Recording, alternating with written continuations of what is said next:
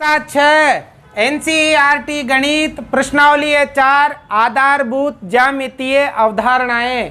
आज की क्लास में इस प्रश्नावली की भूमिका मतलब सामान्य परिचय हम पढ़ेंगे। तो आज की ये क्लास आपको बहुत ही ध्यानपूर्वक समझनी है, क्योंकि गणित में किसी भी प्रश्नावली के सवालों को हल करने से पहले यदि आप लोगों ने उस प्रश्नावली की भूमिका मतलब सामान्य परिचय अच्छी तरह से समझा है तो आप उस प्रश्नावली के सवालों को बहुत ही आसानी से हल कर सकते हो। और एक और विशेष है, आज आपके रेखा गणित स्टार्ट होने जा रही है, तो इस रेखा गणित को मैं बिल्कुल जीरो लेवल से पढ़ाऊंगा, बिल्कुल जीरो से। तो आपके ये जो आने वाली क्लासें हैं उनके लिए भी इम्पोर्टेंट है, तो आपको ये ध्यान से समझना है। तो देखो शुरू करते हैं, आधारभूत ज्यामितीय अवधारणाएं। तो देखो सबसे पहले आपके बिंदु क्या है उसके बारे में समझना है, ठीक है ना। यदि आप पेन पेंसिल प्रकार की नोक से कागज पर इस प्रकार की आकृतियां बनाते हो तो ये आकृतियां आपके क्या कहलाती हैं? बिंदु कहलाती हैं। क्या कहलाती है बेटा? बिंदु कहलाती है। बिंदु की कोई लंबाई नहीं होती है, चौड़ाई नहीं होती है और ऊंचाई नहीं होती है। बिंदु ऐसा कभी नहीं होगा, ऊंचाई कभी नहीं होगी, चौड़ाई कभी नहीं होगी, ठीक है ना। तो बिंदु किसे कहेंगे? प्रकार पेंसिल पेन की नोक से इस प्रकार से बनाई गई आकृति क्या कहलाएगी? बिंदु कहलाएगी। बिंदु क्या करता है? वास्तविक स्थिति को प्रदर्शित करता है। एक जो वास्तविक स्थिति है उसको प्रदर्शित करता है। जैसे मान लो आप इस जगह पे खड़े हुए हो, ठीक है, यहाँ पर। अब यहाँ से कुछ देर बाद चलकर आप इधर आ गए, ठीक है। तो आप जहाँ पर खड़े थे वहाँ की स्थिति को दर्शाने के लिए आपको क्या लगाना पड़ेगा? बिंदु लगाना पड़ेगा। तो बिंदु क्या करता है? किसी भी वास्तविक स्थिति को निर्धारित करता है या उसको प्रदर्शित करता है, ठीक है। तो बिंदु समझ में आ गया। अब बेटा ये मैंने बहुत सारे बिंदु बना दिए, अब इनको पहचानना आवश्यक है कि कौन सा बिंदु क्या है। तो इनकी पहचान के लिए इसको अंग्रेजी के बड़े अक्षरों द्वारा प्रदर्शित करते हैं, जैसे A B C H Z, ऐसे अंग्रेजी के बड़े अक्षरों के द्वारा बिंदु को क्या किया जाता है? प्रदर्शित किया जाता है। समझ में आ गया? क्या लिखोगे परिभाषा? पेन पेंसिल प्रकार की नोक से कागज पर इस प्रकार से बनाई गई आकृति क्या कहलाती हैं? बिंदु कहलाती हैं। या ऐसा लिख सकते हो, जिसकी कोई लंबाई कोई चौड़ाई और कोई ऊंचाई नहीं होती है वो भी क्या कहलाता है? बिंदु कहलाता है, ठीक है। अब देखो दो आगे हैं आपके रेखाखंड। अब देखो रेखाखंड क्या होता है? दो बिंदुओं को मिलाने वाला सबसे छोटा रास्ता रेखाखंड कहलाता है। दो बिंदु, जैसे एक बिंदु यहाँ और एक बिंदु यहाँ, इस बिंदु का नाम ए और इस बिंदु का नाम बी, इन दोनों बिंदुओं को मिलाने वाला सबसे छोटा रास्ता ये वाला, ये क्या कहलाएगा? आपके रेखाखंड कहलाएगा। सबसे छोटा रास्ता, जैसे एक बिंदु यहाँ है और एक बिंदु यहाँ है, ये P है और ये Q है, ठीक है। अब इन दोनों बिंदुओं को मिलाओ, सबसे छोटा रास्ता ये वाला, ये क्या कहलाएगा? आपके रेखाखंड कहलाता है। और जो ये रेखाखंड के ये दो बिंदु हैं, इन बिंदुओं को कहा जाता है अंत बिंदु। क्या कहा जाता है बेटा? अंत बिंदु कहा जाता है। तो रेखाखंड में कितने अंत बिंदु होते हैं? रेखाखंड में दो अंत बिंदु होते हैं। और अब इसको हम कैसे लिखते हैं गणित में? जैसे ये ए बी रेखाखंड है, इसको हम लिखेंगे ए बी और इसके ऊपर ऐसी लाइन बनाएंगे। इसका मतलब हो गया ए बी क्या है? रेखाखंड है। जैसे पी क्यू है तो इसको लिखेंगे पी क्यू और इसके ऊपर इस प्रकार की लाइन बनाएंगे तो ये क्या हो गया?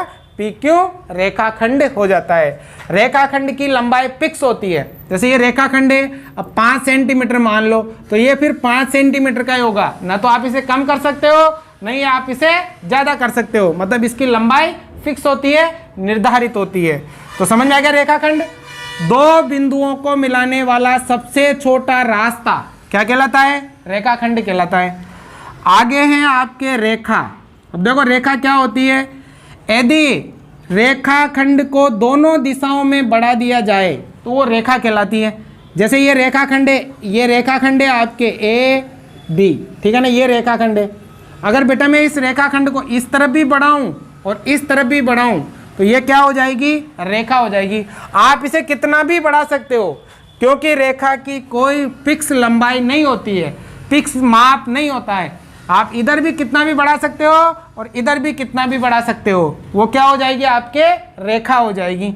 अब देखो रेखा को किस प्रकार से प्रदर्शित करते हैं, जैसे ये वाली लाइन बनाया आपने, ए बी रेखा है, तो इसमें इस प्रकार से दोनों तरफ तीर के चिन्ह लगाओगे, इसका मतलब रेखा आप उधर भी बढ़ा सकते हो और रेखा को आप इधर भी बढ़ा सकते हो, या फिर आप इसका एक नाम भी दे सकते हो। जैसे पूरी बनी तो इसको एल नाम दे दो, तो इसका नाम क्या हो गया, इसका नाम हो गया रेखा एल या एल रेखा हो जाएगा।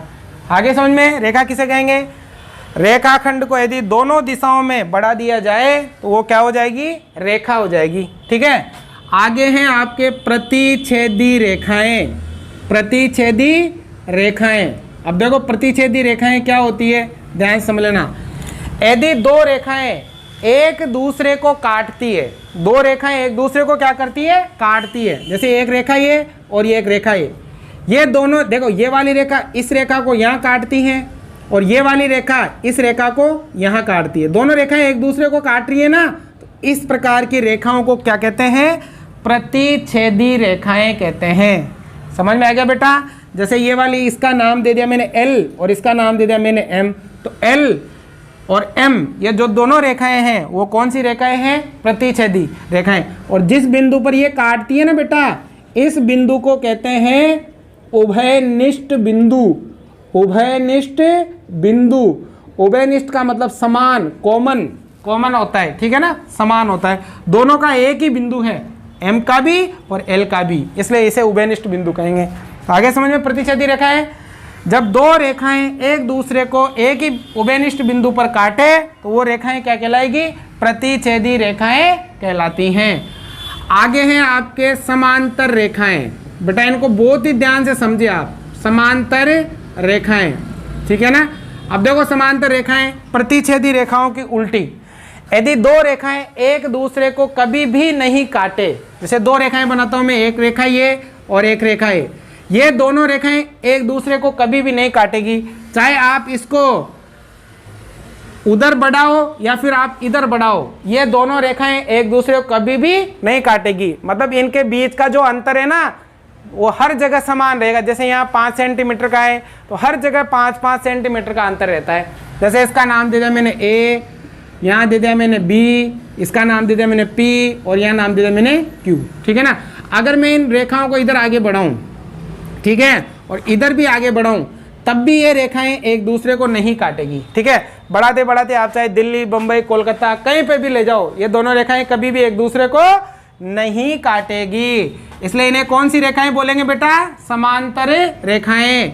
अब इन्हें कैसे प्रदर्शित करते हैं, जैसे ये ए बी समांतर है पी क्यू के, ये ए बी रेखा किसके समांतर है, पी क्यू रेखा के।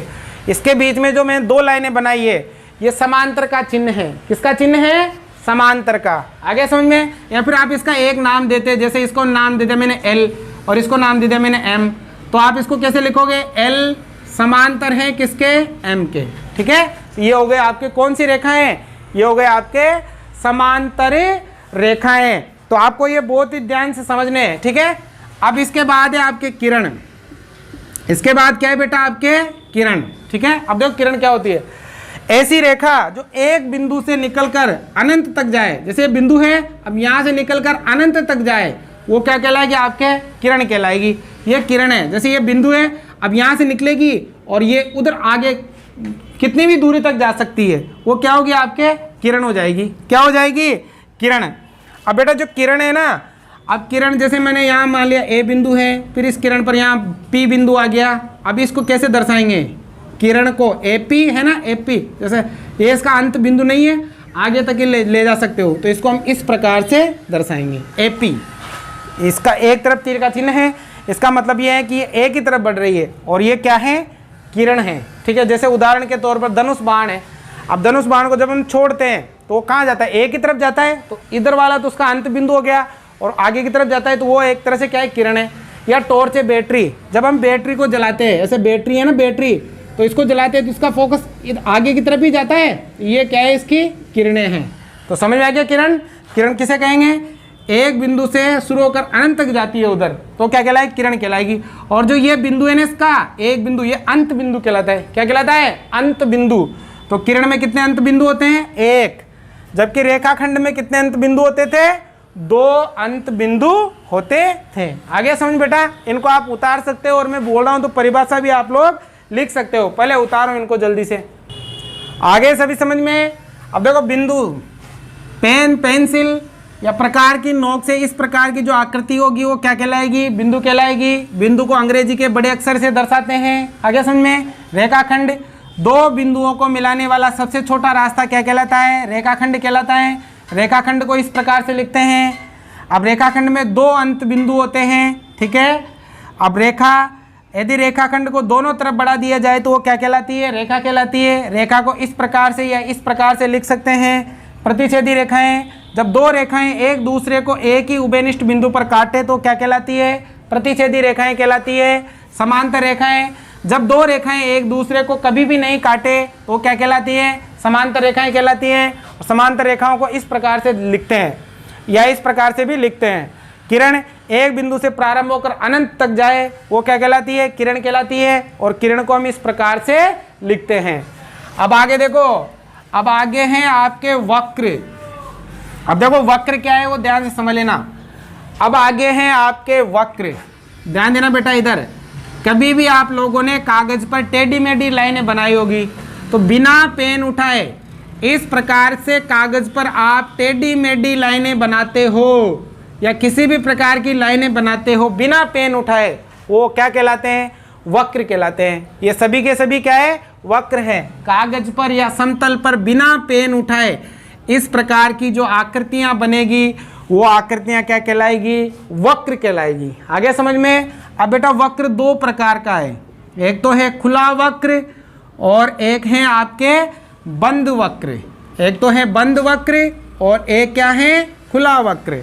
अब देखो खुला वक्र, जैसे मैंने पेन को यहाँ से इस बिंदु से स्टार्ट किया और मैं यहाँ इसको यहाँ छोड़ दिया तो ये क्या है? खुला वक्र है। मैंने इस बिंदु यहाँ से स्टार्ट किया आकृति को और यहाँ पर छोड़ दिया तो ये क्या है? खुला हुआ वक्र है। अब बंद वक्र, मैंने यहाँ से स्टार्ट किया और वापस मैं इसी बिंदु पर लेकर आ गया, पेन को यहाँ से स्टार्ट किया यहाँ लेके आ गया तो ये क्या हो गया? बंद हो गया। मैंने यहाँ से स्टार्ट किया और मैं इसको वापस बिना पेन उठाए इसी बिंदु पर लेकर आ गया तो ये क्या हो गया? बंद वक्र हो गया। जिस बिंदु से मैंने स्टार्ट किया अगर मैं उस बिंदु पर वापस नहीं आया तो वो खुला वक्र, और जिस बिंदु से मैंने स्टार्ट किया और उसी बिंदु पर मैं बिना पेन उठाए वापस आ गया तो वो क्या कहलाएगा? आपके बंद वक्र कहलाएगा। समझ में आ गया? तो आपको ध्यान रखना है, ये तो बंद जो पे को पूरी चारों साइड से वो तो बंद वक्र हैं और जो खुला हुआ है वो क्या है? खुला वक्र है। अब बेटा जो बंद वक्र है ना उसके 3 भाग होते हैं। बंद वक्र के कितने भाग होते हैं? 3। जैसे ये बंद वक्र है, अब इसमें जो अंदर वाला भाग है उसे तो कहते हैं अभियंतर। क्या कहते हैं? अभियंतर। और जो बाहर वाला भाग है इसके, ये बाहर वाला भाग, इसे कहते हैं बहिर्भाग। बहिर्भाग क्या कहते हैं? बहिर्भाग। और जो वक्र की ये लाइन है ना ये, इसे कहते हैं परिसीमा। क्या कहते हैं? परिसीमा। तो बंद वक्र में कितने भाग होते हैं? 3 भाग होते हैं। अंदर वाला भाग अभियंतर, बाहर वाला भाग बहिर्भाग, और इसके जो ये लाइन है ना वो क्या कहलाती है? आपके परिसीमा कहलाती है। समझ में आ गया? तो ये हो गया आपके वक्र। अब बेटा इसके बाद हम पढ़ेंगे बहुभुज। वक्र समझ में आ गया ना? अब इसके बाद हम पढ़ेंगे बहुभुज। देखो बहुभुज क्या होता है उसके बारे में भी समझ लो आप। बहुभुज, बहुभुज। अब देखो बहुभुज क्या है, ध्यान देना इधर। रेखाखंडों से बनी हुई बंद वक्र बहुभुज कहलाता है। रेखाखंडों से बना बंद वक्र क्या कहलाता है? बहुभुज। अब रेखाखंड आपने पढ़ा है, 2 बिंदुओं को मिलाने वाली लाइन क्या कहलाते? रेखाखंड कहलाता है ना, 2 बिंदुओं को मिलाने वाला सबसे छोटा रास्ता। और इसी प्रकार इधर 2 बिंदुओं को मिलाने वाला सबसे छोटा रास्ता, 2 बिंदुओं को मिलाने वाला सबसे छोटा रास्ता क्या कहलाता है? रेखाखंड कहलाता है। तो रेखाखंडों से ये जो आकृति बनी ये बंद वक्र है वो क्या कहलाएगा? आपके बहुभुज कहलाएगा। क्या कहलाएगा? बहुभुज। यही कह सकते हो 3 या 3 से अधिक भुजाओं से बनी बंद आकृति क्या कहलाती है? बहुभुज कहलाती है। ये 3 या 3 से अधिक भुजाओं से बनी, जैसे ये यहाँ ये भी क्या है? एक बहुभुज है। या सीधी सीधी भाषा में ऐसा कहो कि रेखाखंडों से बनी हुई बंद वक्र क्या कहलाता है? बहुभुज कहलाता है। ये रेखाखंड है और इनसे जो ये वक्र बन रहा है वो कौन सा वक्र है? बंद वक्र है ना, तो क्या कहलाएगा? बहुभुज कहलाता है। आगे समझ में?